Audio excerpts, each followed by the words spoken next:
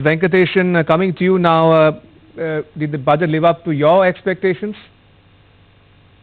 The Honorable Finance Minister Nirmala Sitharamanji said the word Yuva Shakti up front and center, and within the first few minutes gave a focus on the MSMEs and micro. So we, of course, are extremely happy because very often this level of importance is not given at the very beginning. The important thing is this budget has been imaginative and also very practical, because you are talking for the very first time about a fund, for an equity fund for the micro sector with a 2,000 crore self-reliant fund in addition to the 10,000 crore MSME growth fund.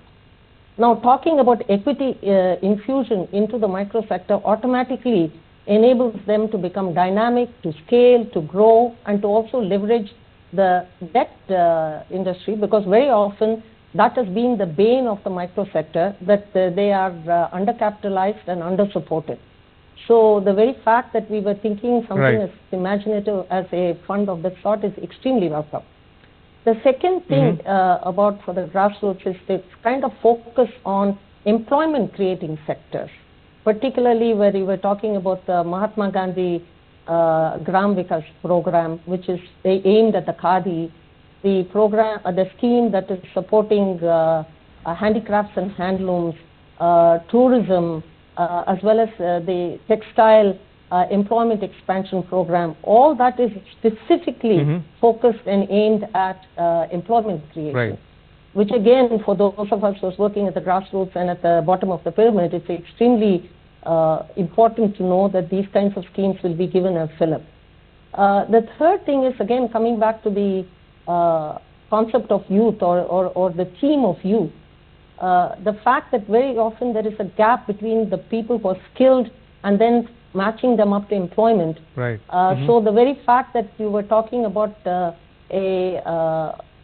scheme that is going to be, I mean, there is a standing committee that the finance minister's promised will be set up to create a pathway between education, employment, and entrepreneurship.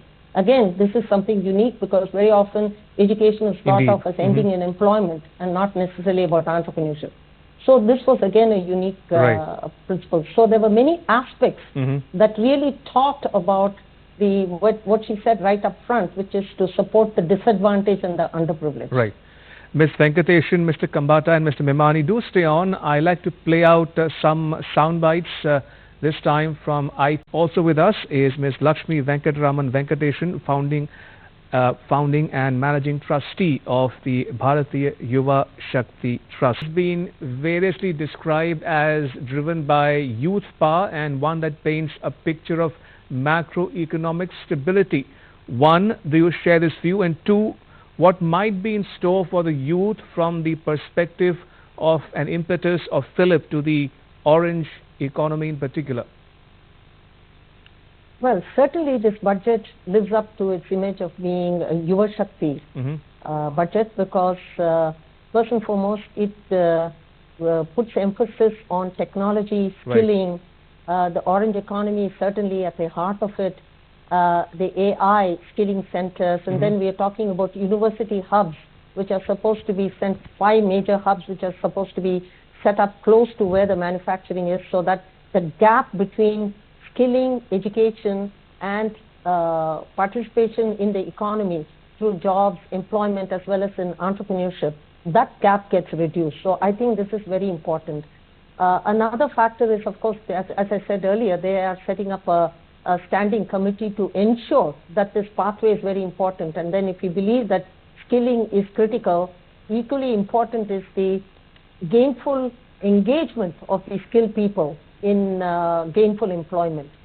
The challenge here, of course, is how do you take an AI-driven economy and or supported economy, or the orange economy, and percolate it down to the second-tier cities and to the rural areas. So in that sense, I think the budget again talks about the last mile connectivity. They do talk about infrastructure, whether it's waterways or whether it is roads and rail, down to the last mile, because that is very important to make sure that the micro enterprises and the MSMEs get integrated into the global value chain and don't just remain isolated centers of production.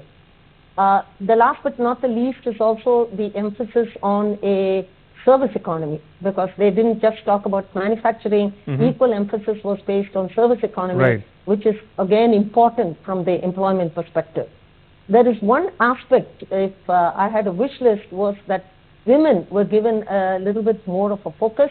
I do believe that there is a lot happening in the budget that is very positive for youth and for the underprivileged, and therefore if in each of the schemes, be it in employment generating schemes or in sectors which is supposed to be for the mass employment and so on, if we were able to identify portions of the budget which will then be set apart for women, I think that would go towards a long way, because most of the micro loans are given to women.